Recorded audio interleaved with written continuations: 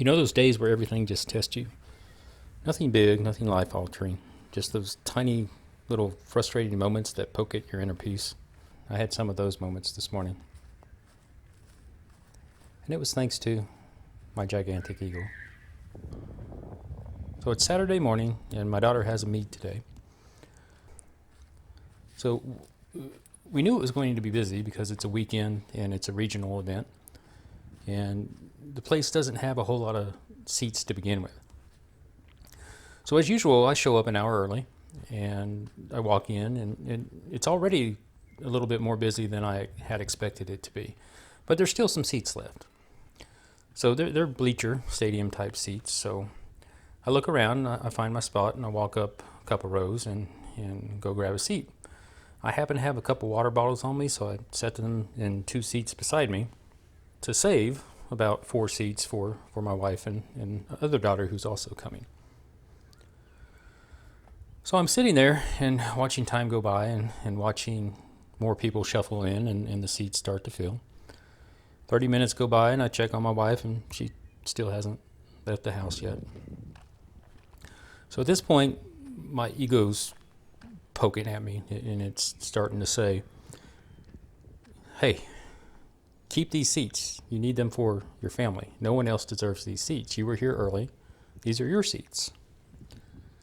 But in the back of my head, I'm also thinking, well, these people are here, so who am I to take up, half a row of seats when they just want to watch their children in the meet too?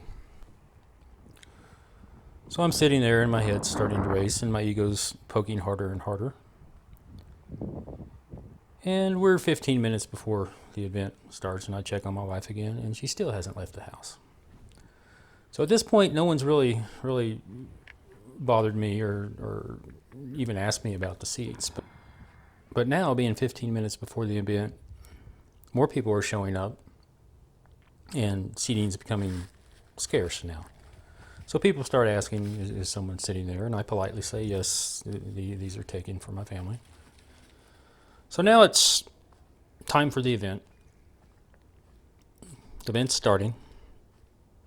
I check on my wife again, and she has just left the house.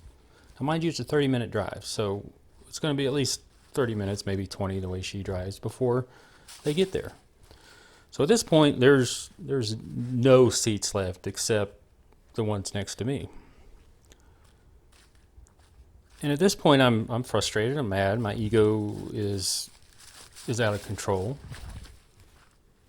My ego is saying keep these seats, but my nature is saying it's not right to keep these seats. So, and at this point, a man and another younger man with him come up, and they just crawl up the rows and then jump down and right in the seat next to me. And he goes, "Oh, is someone sitting here?" And I'm yes, they are. So he's like, okay, and a little bit aggressive about it, but.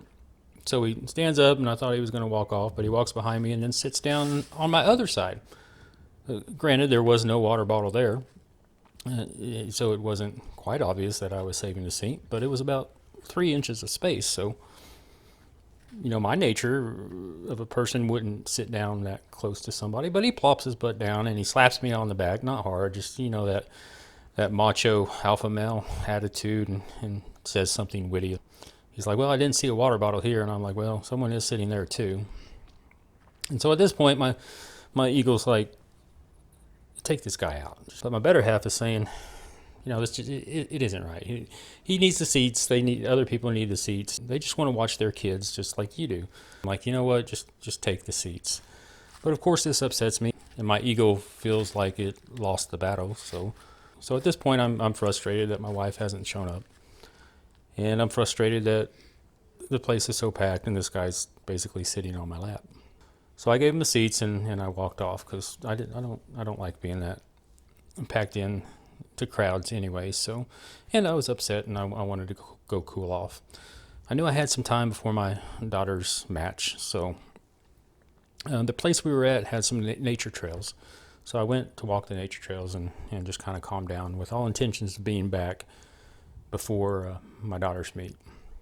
Well, as you could imagine, I lost track of time playing with my cameras and found a nice tree to meditate under for a while. So before I realize it, my daughter's meet is just about to start. So I hustle back, walk in the building, and walk up to check what meet we're on. And I had just missed her first meet by about 30 seconds.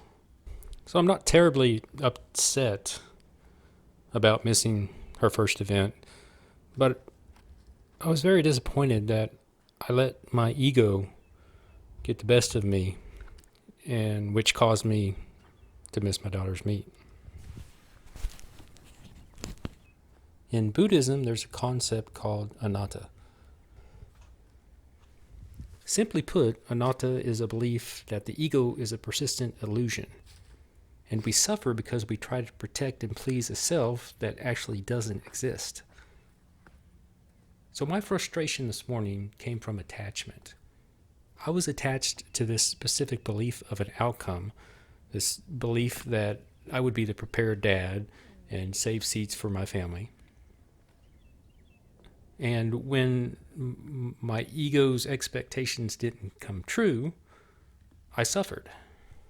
The suffering arose from clinging on to this self-image of the I, or in this case, the dad who is saving seats for his family. And when the people around me and my wife, for not leaving the house on time, poked holes in this self-image, it made me feel attacked. And what we strive for is to not cling to this image of I or mine. It's a great concept to live by, but in reality, it's hard to sell. Anatta teaches us that this concept of me we spend so much time defending isn't as solid as we think. So you see, the ego is like a brick wall, and wisdom's like a screen door. If you let the wind of the situation, like the lateness and the crowds and the guy sitting on your lap, blow right through you, then nothing can crash into that brick wall. So remember, when the ego starts getting the best of you, to let go of the me, and you'll find there's a lot more room for peace. And you probably won't miss your daughter's meet.